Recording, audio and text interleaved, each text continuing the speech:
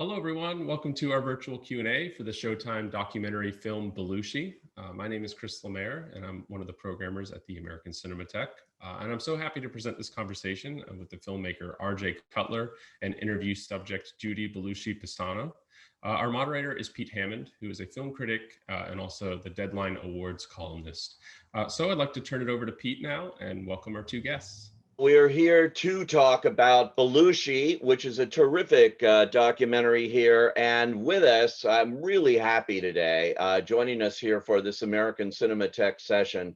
We have, first off, the director and producer of the film. And you know him from so many different movies he's made. The War Room, Listen to Me, Marlon, The Perfect Candidate, The World According to Dick Cheney, the Apple series, Dear ...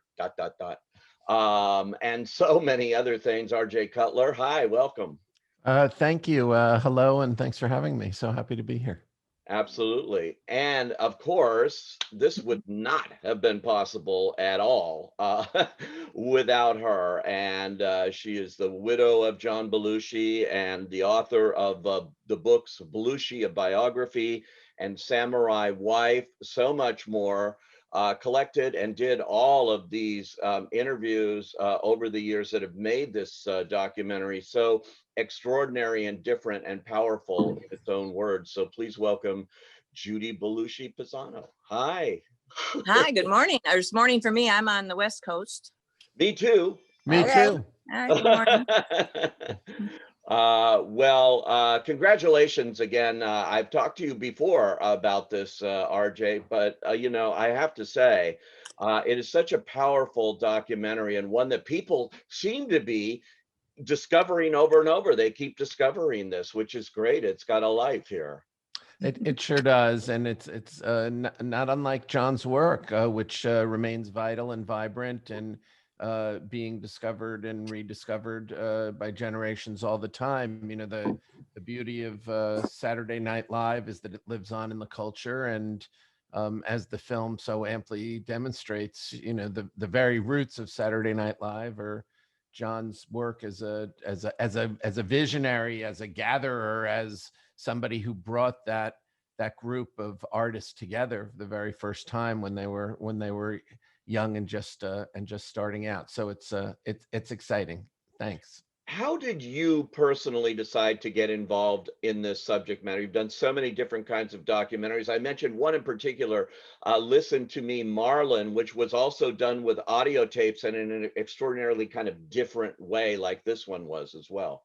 Yeah, they are cousins in formally, indeed. And they're cousins in that both films are produced not only by me and my longtime producing partner, Trevor Smith, but also, Belushi's produced by Trevor, but also the Brando film and this film are produced by John Batzik, who is a dear friend of mine and somebody with whom I had spent many years looking for projects to do together.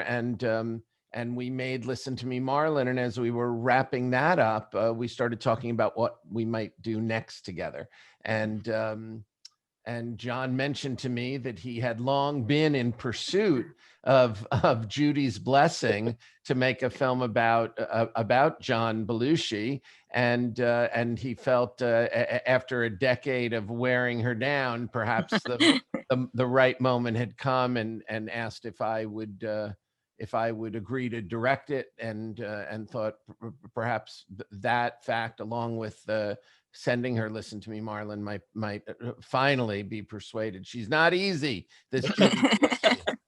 But, that's right. But, as I've said before, John Batzik has considerable charms, and you know, I would find it difficult to say no to him for 1 year, let alone 10. But what convinced you, Judy? Yeah, what did convince you, and why did it take 10 years? Well, the first time that John approached me, I was in my second marriage and had 4 children that I was raising, and it didn't seem appropriate for me to be doing a documentary on my late husband at that time, even though I had started collecting things and the interviews, et cetera, to do something with it. It's just that time had moved along and I hadn't. And I knew I would someday. I wasn't sure what. And in fact, I actually did the Belushi book, sort of like, well, in case I don't get to the documentary, I can use this information. I can share some of what I did this way. So anyway, John called and it was like, no. And he talked me into meeting with him. And I was going to New York. So we had a nice lunch and I really did like him. And I found it very hard to say no. So I just said, I'll tell you what, I'll talk to my brother-in-law. And he said, do you want me to talk to him? I said, yeah. And Jimmy said, do you want to do it? And I said, well, not right now, really. He said, okay. And he told John no. But he called back year after year on a yearly basis. And yeah, it was sort of my things were switching for me and I was ready to do it, was the bottom line. And he, along the way had done so many fabulous things. I mean, and I loved the Marlon, listen to me, Marlon, partly because Marlon Brando was also very important in John's life. Yeah. And so I knew a lot about him and had seen all his films and just thought it was a great documentary. RJ, when Judy brought you in to the vault or wherever it was, what was your reaction to all of this material and how you were going to go about using it and crafting a 2-hour film? Well, what you describe as the vault was really the basement of her home in Martha's Vineyard. And indeed, it was magical because in there were Judy had kind of very lovingly stored the many mementos of her life with John and John's work and his career. And so not only did we come across, some remarkable original manuscripts and photographs and recordings, audio, music recordings, master tapes and things like that. But we also very quickly discovered John's letters to Judy. John was, as we know, a very private man in terms of his public persona, and he jealously guarded his privacy. You see it in the film, but he and Judy were together for the second half of his life, 16, 17 years. And during that, they were high school sweethearts. They were husband and wife. And over the period of that time, John was very open emotionally in his correspondence with Judy. And he was, it was very powerful stuff to see in his own writing. And we knew immediately those letters, which in the film are read by the amazing Bill Hader, who captures the heart and soul of John in his performance of those letters. We knew right away they would be a big part of the film. And then, that magical thing that you hope will happen on every project in some form happens, where you say, hey, Judy, what's in that box over there? And Judy says, oh, those are the audio tape interviews for the oral history. And you say, the what? For the what? And then she explains, and then you say, and who did you speak to? And who did Tanner Colby speak to? And she says, oh, pretty much everybody in John's entire life. And they were done in the years, subsequent to his passing. So they have a freshness. And then you take those tapes and off you go. And when you start listening to them, you realize, wow, you really, the challenge with a film like this is you don't want to be interviewing people 35, 40 years later and getting these kind of memories that are lost in the hazy fog of time long past. You want to be talking to people who are sharing what the experience of living life with John in an immediate and raw and present way can bring. And that's what these tapes had. So entering that vault and experiencing it and being on the vineyard with Judy for those several days when we first met her really formed the foundation and the core of the film. Yeah, and it's poignant too when we see things we've never heard before by the likes of Carrie Fisher and Harold Ramis, the people that are no longer with us, but these were there and you brought them to life where they may never have really been heard if things went a different way. It's absolutely true. I mean, Carrie's description of her connection with John over their shared battle with addiction is powerful, a kind of central core moment as the film has. Yeah. Judy, was there anything you didn't want to be seen in the film that we didn't see that you wanted to hold back maybe for yourself or something in dealing with RJ and the producers here? I mean, I don't think so. I mean, I've always felt I'm comfortable with who John was and what his life was when it's presented fairly, and and I was anxious for that other side of John to be shown, and it was, I think, particularly a fair portrait, a nice portrait, a well done portrait. Yeah, and it was very interesting the style that you chose, RJ. It's linear. You go through his childhood. There aren't any films that you could use there, so you use animation in a very inventive way. How did all those ideas come about? Well, this film had a number of challenges. We're talking about John comes of age at a time, and he's born and then comes of age at a time where home film is limited. People aren't sitting on, people don't have one of these. I've got about 30 hours of my 6-year-old's life on this right now. If you want to make a documentary about her, you're good to go. But we didn't have that with John, so the early riddle was, how do we bring his young John to life? How do we bring his childhood to life? How do we bring his high school years to life? How do we bring that time when he met Judy to life? But then once I met Robert Valley and we started working together, the brilliant animator, and he started showing me cells that he had in mind, I realized, well, this animation should really carry all the way through the film. And the character of young John should be present through his life, because that's who we all are. We all are the kid we were at 4 years old, and the kid who John was at 4 years old was a kid who would walk around the neighborhood knocking on the neighbor's door, and if the neighbor opened, he'd go into the living room and do a performance for him. Well, I wanted that young boy to be present throughout John's life, because he was present throughout John's life. So the animation not only had Robert Valley's kind of brilliant edge and matched the subject so powerfully, but it also had this continuing character that resonated throughout the story.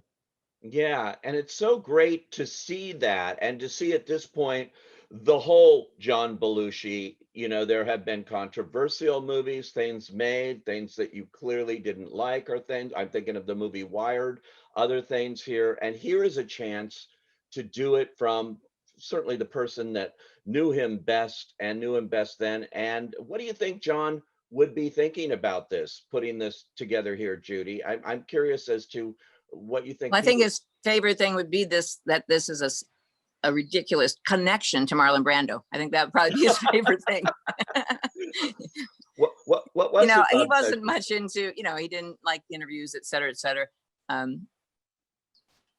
In the what if world, I think he'd probably be, thinking this is great. What was, of course, what it also shows is what a serious actor he was too. And when you mentioned Brando and things, I think that's something people never really realized about him. Yeah. Even some, people who I've known a long time and sort of said, I didn't realize how much work he did before and how studied he was as an actor, and that he cared about that so much. And yeah, that's what he did. The amazing thing about John, of course, as you see in the film, is that he was always stretching himself. He was always taking on new challenges. He was a true artist in that he was never satisfied that he was done forming. He was always trying the new territory, breaking new ground. and it feels like he was breaking new ground on his journey towards Brando, for all of the influence that Jonathan Winters and Bob Newhart and others had on him, and as much as they inspired him, and for all of the great physical comedy and the work that he did, there was something about Brando that it always felt like he was journeying towards.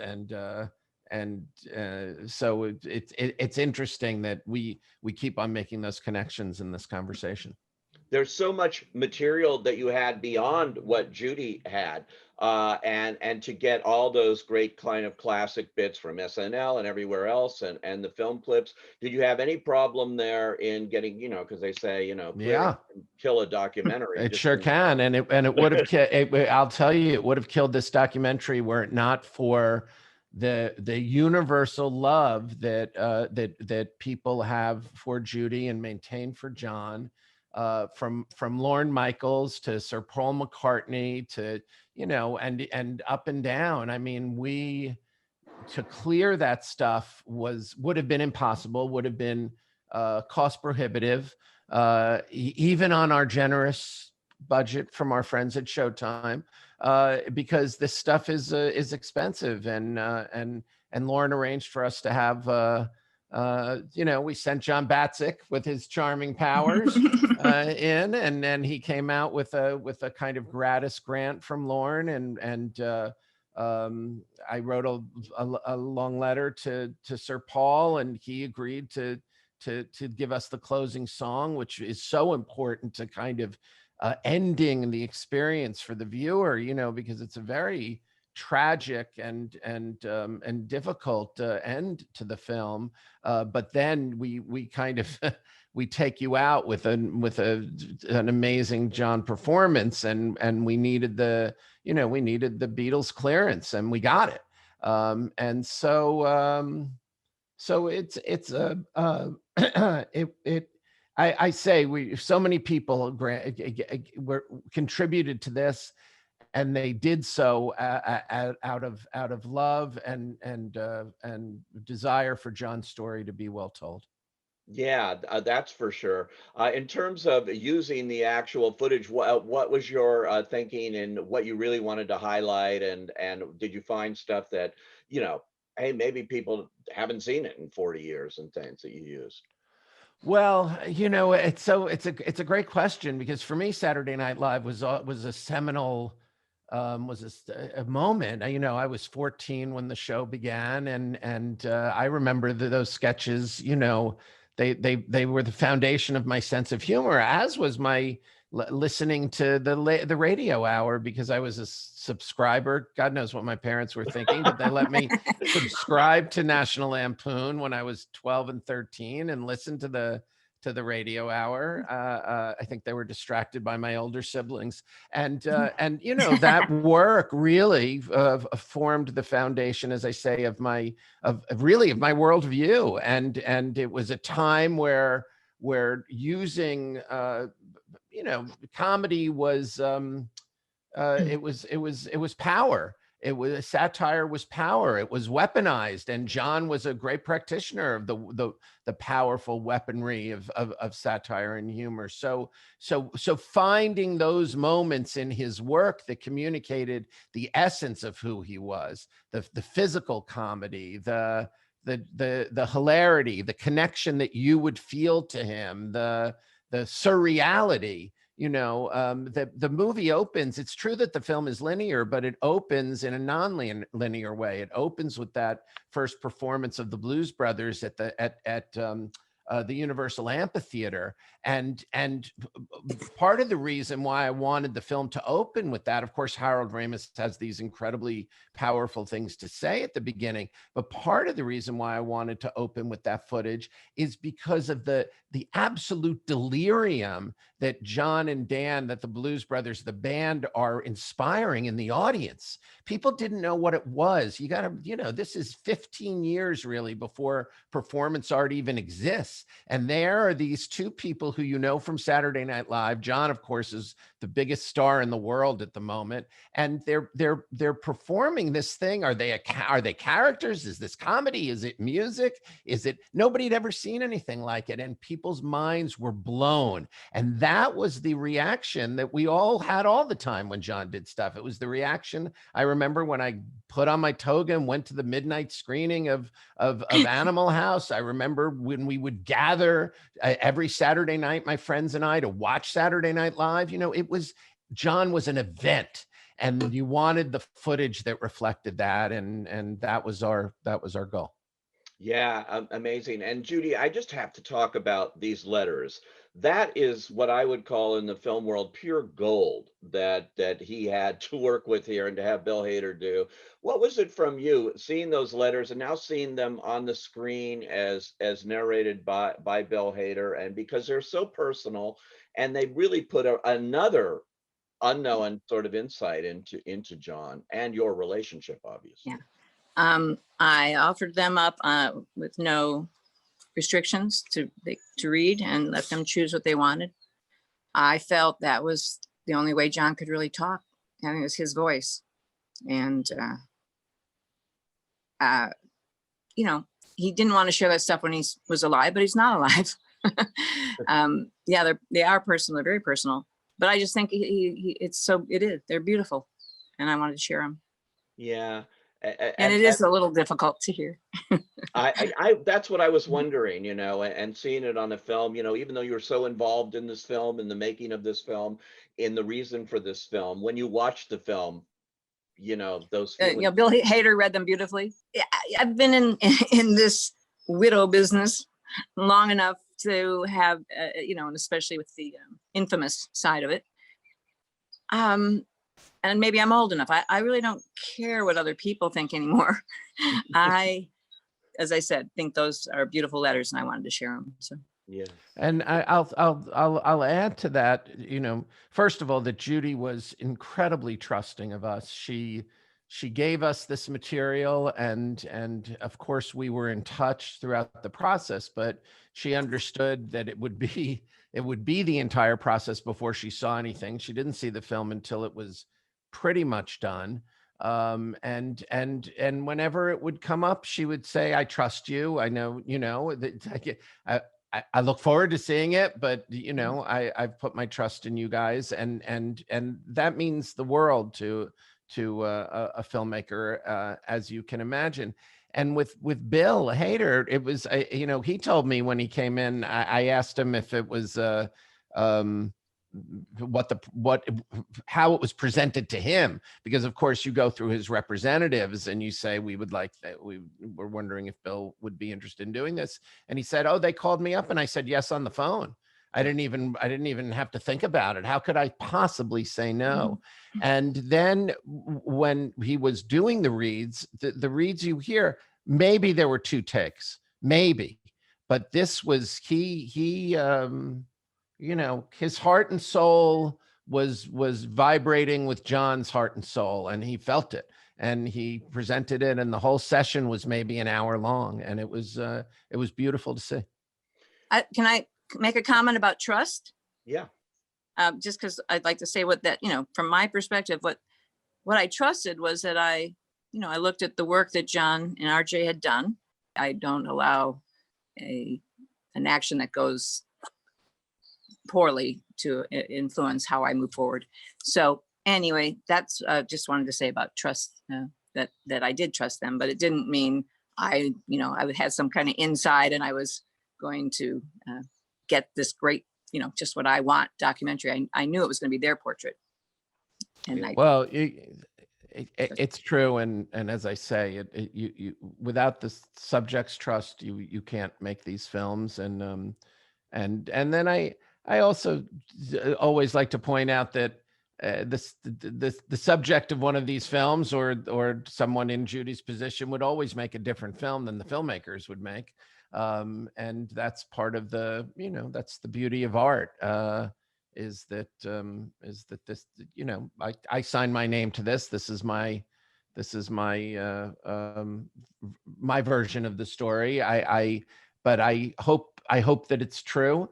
I care that, you know, that Judy responded the way she did respond when she saw it, and that her family has responded the way they've responded, and that Jim, who, by the way, chased John Batzik out of that lunch like the place was on fire. You forgot to mention that, Judy, all those years ago. That lunch you sent him to was a little bit. I think it was John Batzik twitches when he tells that story.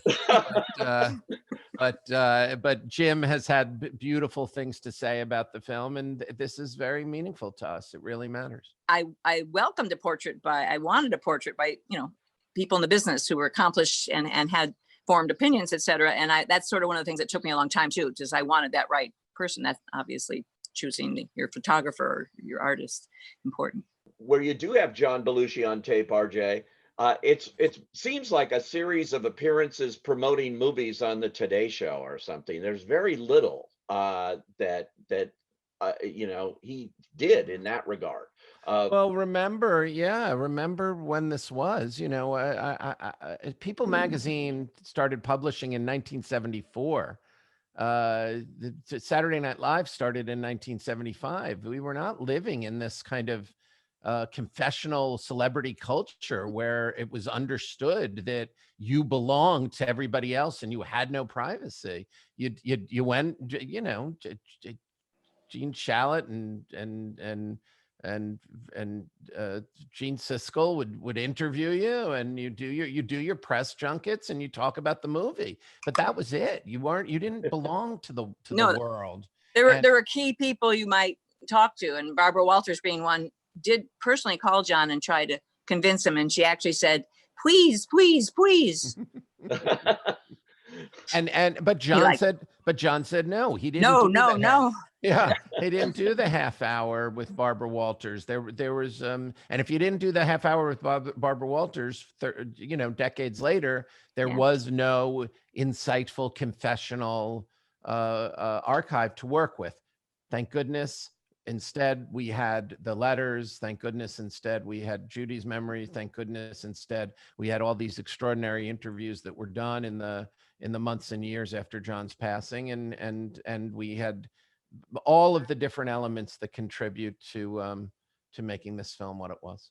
Well, I say, thank goodness we have Belushi, this great documentary, and thank goodness we had this little time with you here today for American Cinematheque, which believes in all things film and cinema and bringing the cinematic truth to the screen. And so thank you both, RJ Cutler and Judy Belushi. Thank you so much. Thank you. So great to see you both. Much love. I say peace. Yeah.